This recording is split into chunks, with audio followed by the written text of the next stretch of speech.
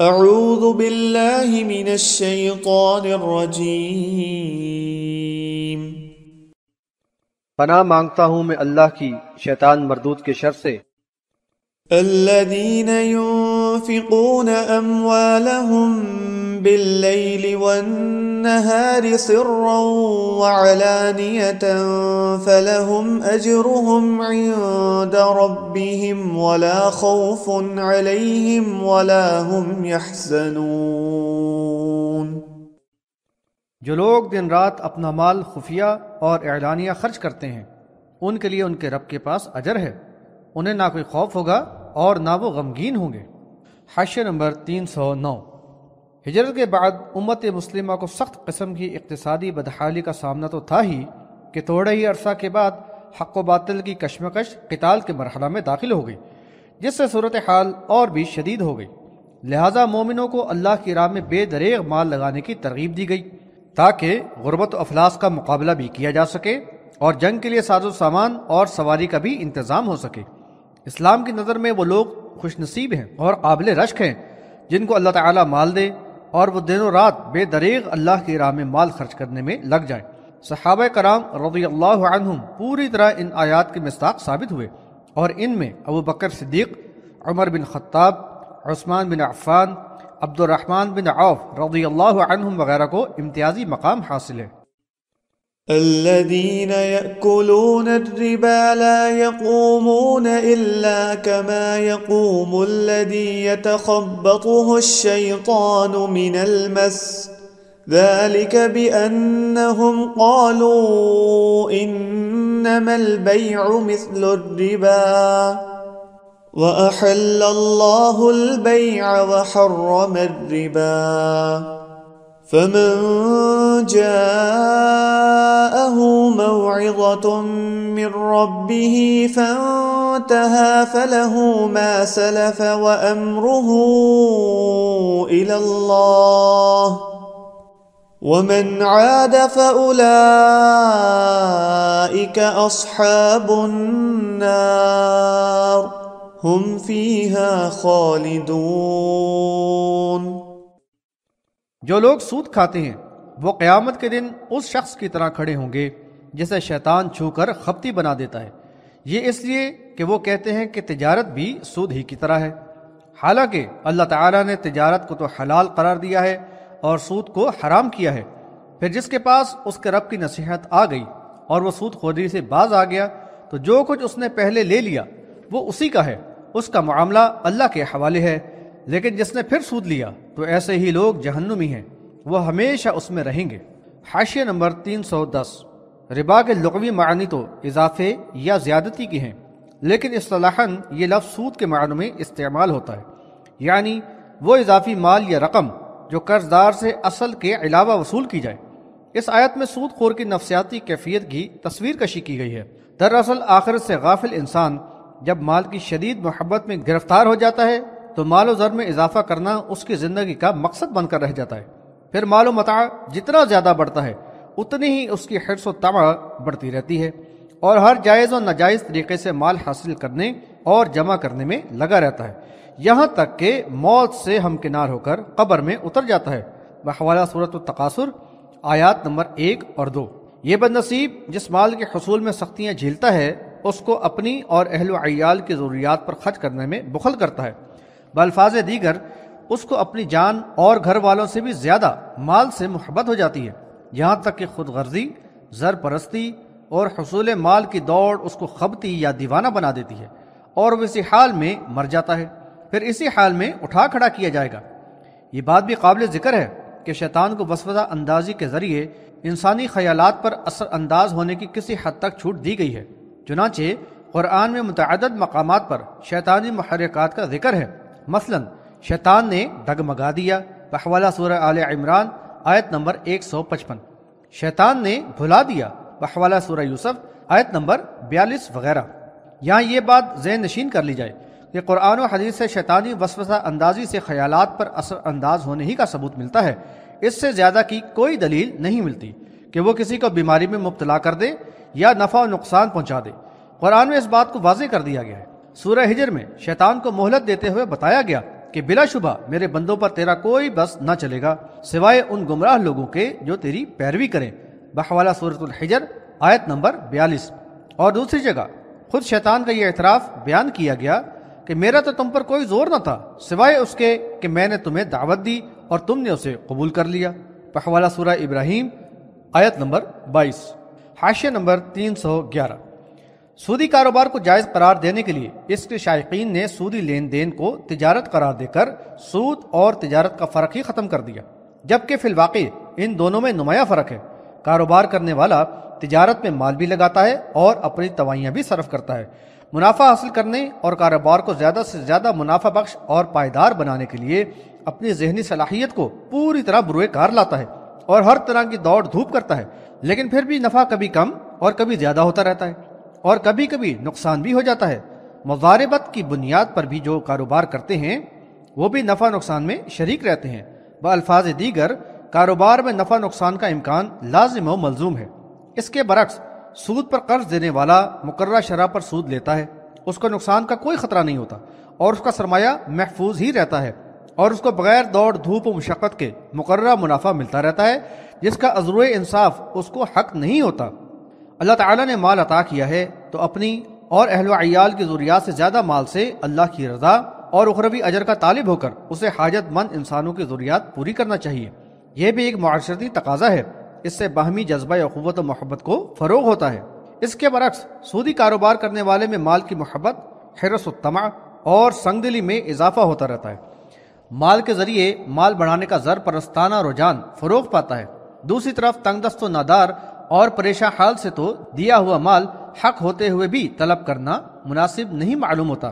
بڑھا چڑھا کر واپس لینا تو ایسا ظالمانہ انداز ہے جس سے معاشرے میں حسد اور نفرت ہی کے جراثیم پیدا ہوتے ہیں اور اس کے نتیجے میں باہمی بغض و عداوت، لوٹ مار اور کشت و خون کا ماحول جنم لیتا ہے۔ اللہ تعالیٰ نے کاروبار کو حلال اور سود کو حرام قرار دیا ہے، اس میں اور بھی بہت سی حکمتیں ہیں۔ سودی کاروبار کو تجارت قرار دینے کے لیے یہ استدلال بھی کیا جاتا ہے کہ اس زمانے میں ذاتی لین دین میں بڑھا چڑھا کر سود لیا جاتا تھا، قرآن میں اسی کو حرام قرار دیا گیا ہے، جبکہ آج کل تو تجارتی اور صنعتی فروغ کے لیے بڑے پیمانے پر قرضے لیے جاتے ہیں جو برضا و رغبت ہوتے ہیں اور شرح بھی مناسب ہوتی ہے۔ یہ قرون اولیٰ کے سودی نظام سے مختلف ہے، اس لیے حرام نہیں۔ یہ طرز استدلال بہت ہی ناقص بلکہ باطل ہے۔ اللہ تعالیٰ نے سود کو مطلقاً حرام قرار دیا ہے، اور سود اس زائد رقم کو کہتے ہیں جو قرض پر دی ہوئی اصل رقم سے زیادہ ہو یا ادھار لی ہوئی چیز کی اصل قیمت سے زیادہ ہو، خواہ وہ قیمت کچھ عرصے بعد یکمشت ادا کی جائے یا قسطوں میں۔ اور یہ بات بھی یاد رکھی جائے کہ باہمی رضامندی حلال و جائز معاملات میں ہوتی ہے، نہ کہ حرام و ناجائز امور میں۔ باہمی رضامندی سے حرام کو حلال و جائز کو ناجائز تو قرار نہیں دیا جا سکتا، مثلا جوا یا زنا وغیرہ کو۔ اسی طرح جو چیز حرام ہے بھلا اس کی قلیل تعداد یا مقدار کیسے حلال ہو سکتی ہے؟ یہ دراصل آخرت سے بے پرواہ زر پرست ذہن کا انداز فکر ہے جس کو فریب کارانہ انداز میں معاشی و اقتصادی نظام پر مسلط کر دیا گیا ہے۔ اللہ سے ڈرنے والے سچے مسلم کی کوشش تو یہی ہوگی کہ نہ صرف اپنی معاش بلکہ پورے معاشرے کو سود کی لعنت سے پاک کر لیا جائے، خواہ وہ کسی بھی شکل میں ہو۔ آج کل معاشرے میں جو سودی نظام مختلف شکلوں میں رائج کر دیا گیا ہے اس سے بچنے کے لیے چند امور اختصار کے ساتھ بیان کیے جاتے ہیں۔ نمبر 1، آج کل بینکاری کا نظام سراسر سود میں ملوث ہے، چنانچہ تجارتی قرضے ہوں یا زراعتی و تعمیراتی سب سود پر ہی دیے جاتے ہیں اور قطعاً ناجائز ہیں۔ البتہ پیسے کی حفاظت یا دیگر مجبوریوں کے تحت بینک میں اکاؤنٹ کھولنا پڑے تو صرف کرنٹ اکاؤنٹ کھول لیا جائے جو سود سے پاک ہوتا ہے۔ اس کے علاوہ PLS یعنی نفع نقصان یا سیونگ اکاؤنٹ کے نام پر جو اکاؤنٹ رائج ہیں یہ سودی اکاؤنٹ ہیں اور ناجائز ہیں۔ نمبر 2، بیرون ملک درآمد و برآمد کے کاروبار میں بینک سے اعتماد نامہ یعنی LC حاصل کرنا ہوتا ہے۔ اس میں بھی اگر وقت پر ادائیگی نہ ہو تو مارک اپ وغیرہ کے نام سے اصل رقم کے ساتھ سود ادا کرنا پڑتا ہے جو قطعاً حرام ہے۔ ضروری ہے کہ سود سے بچنے کے لیے فوری ادائیگی کی جائے ورنہ اس میں سود شامل ہو جائے گا۔ نمبر 3، سرکاری اور نیم سرکاری اداروں میں ملازموں کی تنخواہوں سے پروویڈنٹ فنڈ کے نام سے کچھ کٹوتی کی جاتی ہے جس پر ادارہ یا بینک مقررہ شرح سے سود دیتا ہے جو فنڈ میں شامل ہوتا رہتا ہے۔ یہ قطعاً حرام ہے۔ ضروری ہے کہ ملازم متعلقہ شعبے کو ایک درخواست دے کر ہدایت کر دے کہ اس کے فنڈ میں سود شامل نہ کیا جائے۔ نمبر 4، بیمہ یعنی انشورنس بھی قطعاً حرام ہے کیونکہ اس میں سود کے علاوہ جوئے کا عنصر بھی موجود ہے۔ نمبر 5، اسی طرح پرائز بانڈ میں سود اور قمار یعنی جوا ہوتا ہے۔ سرکاری سرپرستی میں حاصل شدہ لوگوں کی رقم پر جمع کیے ہوئے سود کو بطور انعام قرعہ اندازی کے ذریعے تقسیم کر دیا جاتا ہے، جو بلا شبہ حرام ہے۔ نمبر 6، قسطوں پر اشیاء کی خرید و فروخت کے کاروبار میں نقد قیمت کے مقابلے میں کچھ زیادہ رقم ادا کر دی جاتی ہے، جو سود ہے، اور یہ کاروبار حرام ہے۔ حاشیہ نمبر 312۔ سود کی حرمت کی آیات نازل ہونے کے بعد رسول اللہ صلی اللہ علیہ وسلم نے مسجد میں آ کر ان کو تلاوت فرمایا اور شراب کے کاروبار کو بھی حرام قرار دے دیا، بحوالہ بخاری کتاب التفسیر۔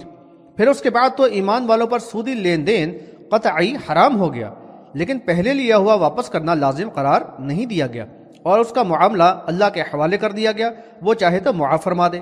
سود کی حرمت کی یہ آیات تو آخری دور میں نازل ہوئیں، لیکن سود کی مذمت تو اس سے پہلے بھی کر دی گئی تھی، بحوالہ سورۃ الروم آیت نمبر 39۔ پھر بڑھا چڑھا کر سود لینے سے منع کیا گیا، بحوالہ سورہ آل عمران آیت نمبر 130۔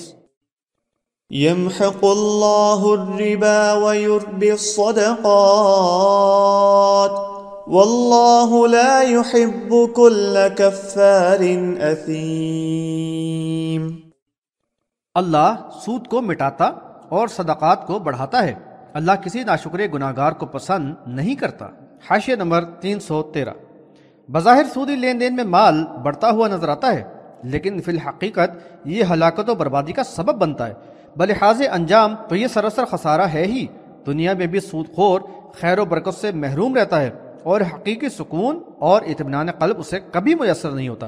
اس کے برعکس اللہ اور یوم آخرت پر ایمان رکھنے والا اللہ کے دیے ہوئے حلال اور طیب مال سے اپنی اور اہل و عیال کی ضروریات پوری کرنے کے ساتھ ساتھ اپنے مالک کی رضا و خوشنودی کی خاطر خلوص نیت سے مساکین و حاجت بندوں پر بھی خرچ کرتا ہے۔ اس کے لیے 10 گنا سے لے کر 700 گنا تک اجر کا وعدہ تو ہے ہی، لیکن دنیا میں بھی اس کے مال و اولاد میں خیر و برکت ہوتی ہے، اور وہ اپنی اعلیٰ ظرفی اور فراخ دلی کے سبب خاندان اور معاشرے میں بھی عزت و وقار کا مقام پا لیتا ہے۔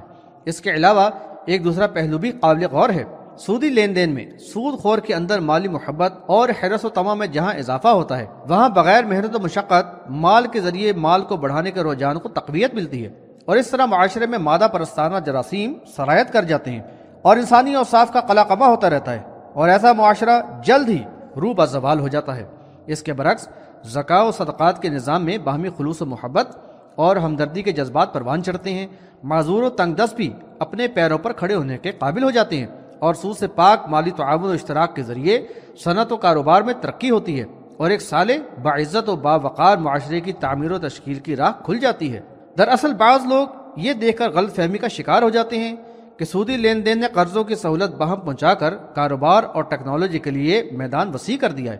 حقیقت یہ ہے کہ جو معاشرے اور ممالک اس لعنت میں گرفتار ہوئے، ان میں اخلاق، انسانی ہمدردی اور صلہ رحمی کے اوصاف کا تو فقدان ہو گیا، اور مادیت، مال سے محبت اور خود غرضی کی خصلتوں نے ان کے معاشرتی سکون اور خاندانی ہم آہنگی کو تباہی سے دوچار کر دیا ہے، اور بین الاقوامی سطح پر بھی انسانی معاشرہ ہلاکت کی طرف دوڑا جا رہا ہے۔ اندازہ کیجئے کہ کیسا ہلاکت خیز تباہ کن ہے یہ سودی نظام، جس میں دنیا اور آخرت دونوں ہی برباد ہیں۔ ان الذين آمنوا وعملوا الصالحات واقاموا الصلاة وآتوا الزكاة لهم اجرهم عند ربهم ولا خوف عليهم ولا هم يحزنون۔ جو لوگ ایمان لائے اور انہوں نے نیک اعمال کیے، صلاح قائم کی اور زکاہ ادا کی، ان کے لیے ان کے رب کے پاس اجر ہے، ان کو نہ کوئی خوف ہوگا اور نہ وہ غمگین ہوں گے۔ يا أيها الذين آمنوا اتقوا الله وذروا ما بقي من الربا إن كنتم مؤمنين۔ اے ایمان والو، اللہ سے ڈرو اور جو سود باقی رہ گیا ہے اسے چھوڑ دو اگر تم واقعی مومن ہو۔ فَإِن لَّمْ تَفْعَلُوا فَأْذَنُوا بِحَرْبٍ مِّنَ اللَّهِ وَرَسُولِهِ وَإِن تُبْتُمْ فَلَكُمْ رُءُوسُ أَمْوَالِكُمْ لَا تَظْلِمُونَ وَلَا تُظْلَمُونَ۔ اور اگر تم نے ایسا نہ کیا تو اللہ اور اس کے رسول سے جنگ کے لیے تیار ہو جاؤ۔ اگر تم نے توبہ کر لی تو اصل مال تمہارے ہی ہیں، نہ تم ظلم کرو اور نہ تم پر ظلم ہو۔ حاشیہ نمبر 314۔ یہ بڑی ہی سخت آیت ہے جس میں سود خوری کی روش پر جمے رہنے والوں کے خلاف اعلان جنگ کر کے شدید غیظ و غضب کا اظہار کیا گیا ہے۔ دراصل سودی لین دین ایسا زر پرستانہ استحصالی نظام ہے جو معاشرے کو ہلاکت و بربادی کی طرف لے جاتا ہے۔ اس کو نہ صرف حرام کیا گیا بلکہ ایک فوجداری جرم ٹھہرایا گیا، اور اس وقت اسلام کے ماتحت علاقوں کو آگاہ کر دیا گیا کہ وہ فوری طور سے سودی لین دین ختم کر دیں۔ احادیث میں سود کی شدید مذمت آئی ہے۔ ایک روایت میں ہے کہ رسول اللہ صلی اللہ علیہ وسلم نے سود کھانے والے، سود دینے والے، اس کے لکھنے والے اور اس کی گواہی دینے والے پر لعنت فرمائی اور کہا کہ گناہ میں وہ سب برابر ہیں۔ بحوالہ مسلم کتاب البیوع۔ یہ بات غور طلب ہے کہ بینک کے ملازمین بھی اس حدیث کی زد میں آتے ہیں۔ سود کے احکامات میں شدت کی وجہ سے قرون اولیٰ میں اس سلسلے میں شدید احتیاط برتی گئی۔ کیسی المناک صورتحال ہے کہ قرآن و حدیث میں سود کی اس قدر شناعت بیان کی گئی ہے، لیکن یہ آج عالمی اقتصادی نظام کا جزو لا نفق بنا ہوا ہے، اور یہ کلمہ گو امت بھی اس کے شکنجے میں بری طرح جکڑی ہوئی ہے۔ حاشیہ نمبر 315۔ سود حرام ہونے کے بعد اس سے متعلق پچھلے معاہدے قلعدم ہو گئے اور قرض دینے والے سودی لین دین سے تائب ہو کر اپنے اصل مال کے ہی حقدار رہے۔ اسی بات کو پرزور انداز میں واضح کیا گیا ہے کہ مقروض سے سود لینا ایک ظالمانہ فعل ہے اور اس سے باز رہنے کا حکم دیا گیا ہے۔ چنانچہ بتایا گیا کہ اگر تم اس ظلم سے باز رہو گے تو تم پر بھی ظلم نہ ہوگا، یعنی تمہارا اصل مال تمہیں پورا پورا واپس مل جائے گا۔ وَإِن كَانَ ذُو عُسْرَةٍ فَنَظِرَةٌ إِلَى مَيْسَرَةٍ وَأَن تَصَدَّقُوا خَيْرٌ لَكُمْ إِن كُنتُمْ تَعْلَمُونَ۔ اگر کوئی مقروض تنگ دست ہو تو اس کو فراخی تک مہلت دی جائے، اور اگر صدقہ کر دو تو یہ تمہارے لیے زیادہ بہتر ہے اگر تم سمجھو۔ حاشیہ نمبر 316۔ مسلم معاشرہ صحیح معنوں میں اللہ سے ڈرنے اور انسانوں سے محبت کرنے والے بلند اخلاق اور اعلیٰ ظرف افراد ہی پر مشتمل ہوتا ہے، جو لوگوں سے ہمدردی اور بہی خواہی کے جذبات رکھتے اور ان کے دکھ درد میں کام آتے ہیں۔ وہ ایسے خود غرض اور سنگ دل نہیں ہوتے جو دوسروں کی مجبوری سے فائدہ اٹھا کر خوشی محسوس کریں، قرض دیں اور سود وصول کریں، یا تنگ دست مقروض سے تقاضوں پر تقاضے کر کے اس کی مصیبت و پریشانی میں اضافہ کریں۔ عباد الرحمن کے یہ شایان شان نہیں کہ وہ مقروض کو تنگ کریں، وہ تو صدقہ کر کے حقیقی مسرت محسوس کرتے ہیں۔ اسی بات کی ایمان والوں کو تلقین کی جا رہی ہے کہ مقروض کو سہولت و مہلت دیں یہاں تک کہ اس کی تنگی دور ہو جائے اور وہ بآسانی قرض ادا کر سکے، اور اگر وہ زیادہ تنگ حال ہو تو قرضہ معاف کر دیں۔ یہ صدقہ ان کی دنیا اور آخرت کے لیے خیر و برکت کا باعث ہوگا۔